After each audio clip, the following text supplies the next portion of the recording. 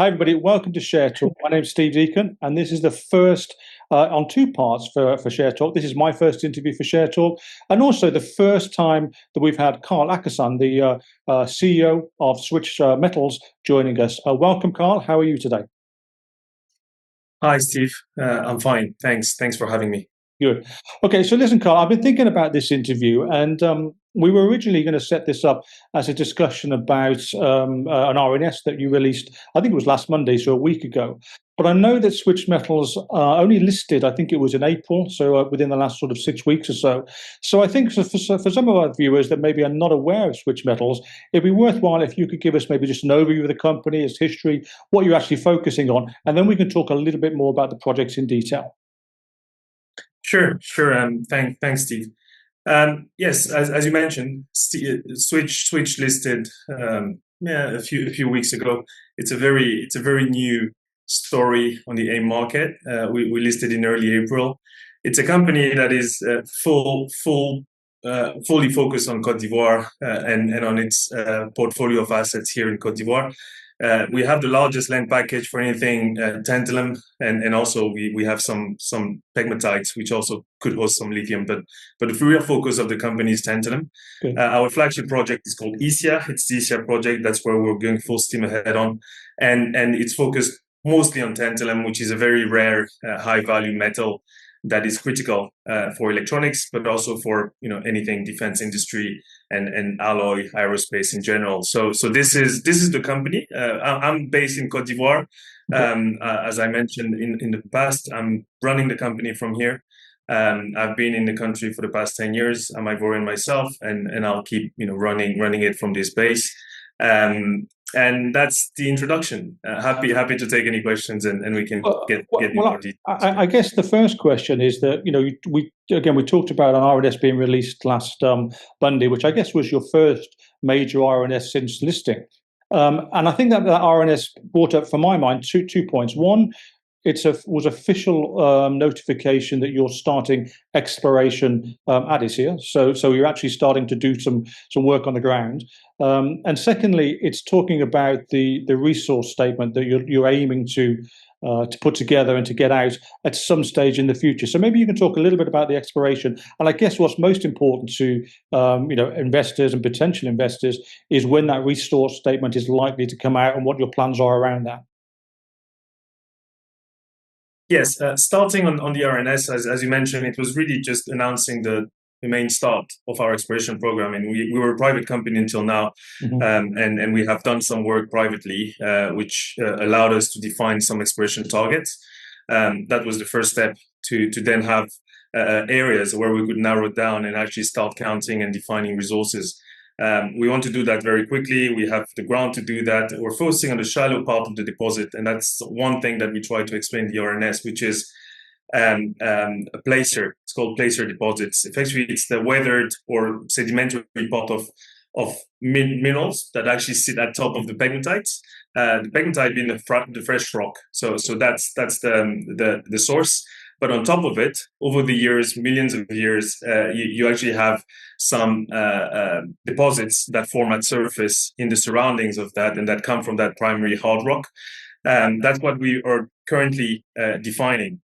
So the work we're starting now is really just focus on that. We will do it systematically using pitting. The reason why we're doing it with pitting, technically, it's not a shortcut. There's a good reason for that, because we're really focusing on the shallow part of the deposit. It's called placers, and it has a bit of a nugget effect, which means that if you take a small sample, you can end up misrepresenting the grade. So having pits allows us to have bulk samples. The pits are about 5 meters deep and one by one at surface, and that allows us to have a very good representation of the content of each pit.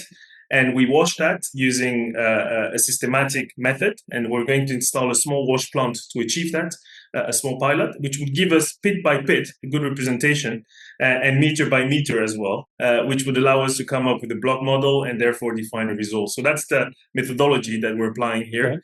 Okay. We expect to do that in a fairly quick manner in the scheme of, in the big scheme of things. This is something that we want to achieve before the year end. Okay. So that's the objective. Anything that is achieved before then would be a great achievement. But for now, year end is the objective. We think we're in a good position to do that. Despite the rainy season in between, we think we can deliver on that target. At least that's what the whole team is focused on. The pitting would be followed by washing. We'll start announcing results at that point once we start having grade by grade and batch by batch results. And we will then work on the actual modeling of that inferred resource as a starting point, which will be the base for anything we do thereafter. One thing to also note is the first resource is not the last resource, like with any mining project. So we're going to keep exploring in parallel. That's the second thing that the RNS was trying to communicate, which is we are defining a resource in areas that had been targeted in the past privately. Now that we're listed, we're also doing something else in parallel, which is increasing the target areas. So we're doing some additional exploration in parallel to the resource definition to keep adding some targets for incremental resources down the line. So that's, in a nutshell, what the RNS was about. And what does that mean? And I know that and I would not only know, I'd even advise don't give a date on this, right? Because people will hold you to it. But in terms of the resource statement itself, are you targeting that an initial iteration of that? What, by the end of the year, or earlier, or later? Yes, that's part of the end of the year milestone that I've defined. It will be, so now we're doing the work, we're taking the samples, we'll then define the grades with the pilot wash plant, and we will then work on the reporting. All this within that time frame leading to year end. So it's a pretty ambitious target, but we're comfortable to mention it. It was, mentioned at listing, and we're still committing to that. And we're working to achieve that. So I have a sort of in tangent or off tangent question, if I may. I think I saw, was it Friday maybe, that there was Thursday or Friday last week, there was an announcement from Atlantic Lithium, and they had talked about I think finding good grades of potential spodumene on their site in the Ivory Coast. And I believe their operation is adjacent to yours. So does this have an impact on your strategy, or is there any change of view? Because I know you're focused on tantalum more than spodumene. Yes, no, that's a great question, Steve. First, I confirm, yes, what they announced is directly adjacent to our package. We started exploration in the area privately before they got their licenses and got into action. So it's good to see that there is another listed company now that we are as well that is active in the area. It just validates the district. So just to be clear, this is the second project that we have in our portfolio after ISIA. We rank it as a second priority, mostly because of the market around lithium right now. It is the main reason. There's nothing else that explains it. This, like I pitched it a few weeks during the IPO, this package could be a company on its own. Right. It's a great set of licenses. We have 3. We cover about 1,000 square kilometers. The land package we cover is actually as big, if not bigger, than the Atlantic package. We're sitting adjacent. It's an area that has historic spodumene occurrences, which we also cover on one of our licenses.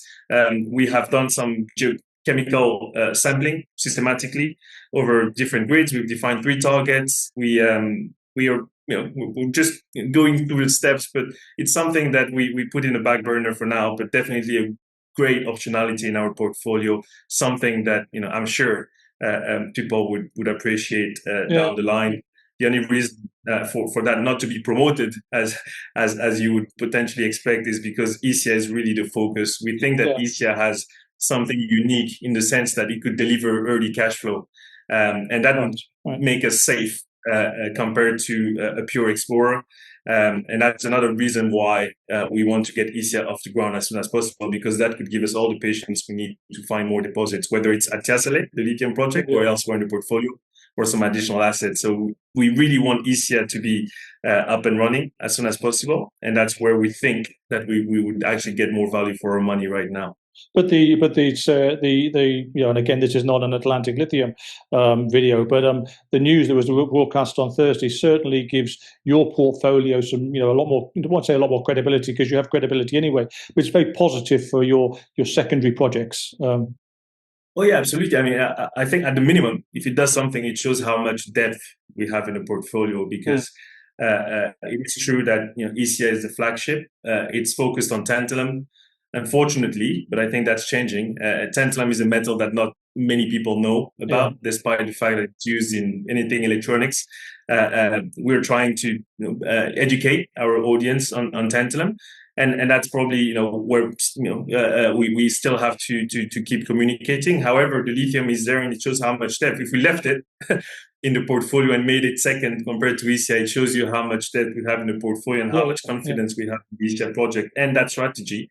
Which is, we haven't abandoned the lithium project. It's just there for now. It's something that is there in the portfolio. But we think ECI is really what's going to unlock everything else we have. So it shows how much depth we have in the portfolio and how large this portfolio is. Okay. Let me move on, if I can, to the finances to some extent. You talked about the next 9 months or whatever it is, sort of 6-7 months before you hopefully get your resource statement out and get to a stage where at least achieve a clear milestone. You launched in 6 weeks or so ago. You launched at 7.5 pence, raised £2 million, I believe it was. I think the share price on Friday, because I think the markets are closed today in UK, aren't they? The share price was 8.8. So it's a good positive sign that the share price is holding its level and increasing slightly. The money you've raised at the listing, do you think that will take you through to the end of the year and beyond, or do you anticipate potential further raises or funding requirements as you go through the next shorter term? Yes, on the first, starting with the IPO price and where we are. I mean, the good thing I can comment on is generally, and we did it via an RTO. So there's always a bit of worry around this structure, and generally there's investors get a bit scared that the share price goes down because there's so much liquidity created because it does so often. Holders. Yeah, and in our case, at a minimum, I mean, we're still working on getting the volume we're chasing, but at the minimum, it shows that anyone that was in the stock, whether that's the shell, I mean, the SPAC, or us privately, despite all lock-ins, not everyone is locked in, are holding, which shows that we have some patient capital, some shareholders who have been historically investing and who still believe in the upside of our company, which is a first positive a few weeks down the line. Now, on the actual raise and how much we can achieve with that, yes, I mean, we're still working as per our budget and what we communicated to the market. This is covering a good, first it's achieving what I've mentioned and going beyond that.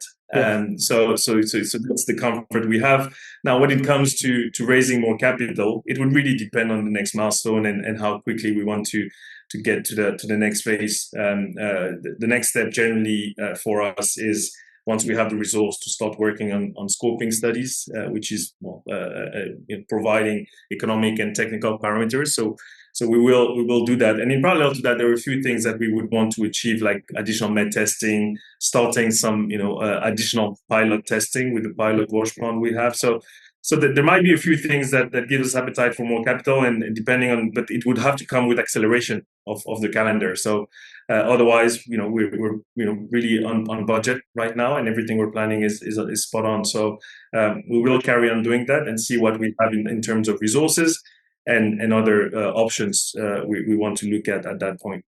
Okay, great. In the year. I want to move on then, if I can, to ESG and ethical, the ethical side of things. So I know it's important to you. I know it's important to investors. So maybe you can just give us a little bit of an overview of your strategy or your approach or your policy to that, and potentially how that differs to maybe some other explorers more in Central Africa, and how you're differing in that area. Yes, the background here is that we are a company covering a whole district that has geological potential for coltan. If you do a parallel with what's happening in Central and Eastern Africa, you will see that a lot of what we cover in terms of ground and geology is full of thousands and thousands of artisanal miners, which makes it more difficult to control in terms of ESG strategy and applying these principles.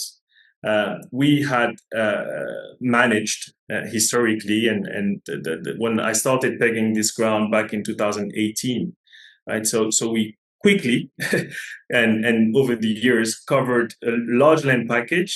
And because the mining code protects areas that we've applied for from artisanal mining applications or illegal mining, it has allowed us to preserve a lot of the land package we have from artisanal mining, which helps when we have to address traceability, which is a key for selling tantalum.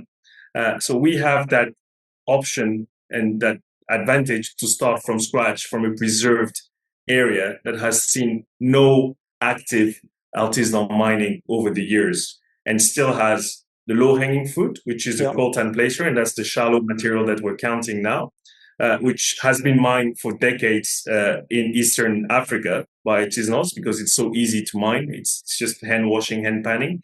And we also cover the long-term typical mining blue sky, which is the hard rock, which as a mining company, we will work to explore and mine after we've finished counting what's at surface. So we are a company that provides everything from scratch, from surface down to the hard rock, a lot of upside when it comes to the tantalum supply chain. And we think this would allow us to apply all the right principles from day one. How we've started that communication is key. Ivory Coast is a country that is pretty new to mining, so there is always a bit of education with the local communities. So that's the first step, having a very good relationship with them, and we have that. Don't have any problems working our properties. In addition to that, working with local labor, but also making sure that in terms of environmental impact, we take all these considerations early on into account, which we've already started. So we are working first to make sure that we can trace the product from its source, have a clean value chain directly to the end buyers, and guarantee that. Working with the local communities, making sure they see the impact of what we're doing, and providing them with the revenues that they merit from exploitation next to them, and creating employment and respecting all the environmental impact, along with the mining administration, which is following everything we do and making sure that it's ticking all the boxes. Good.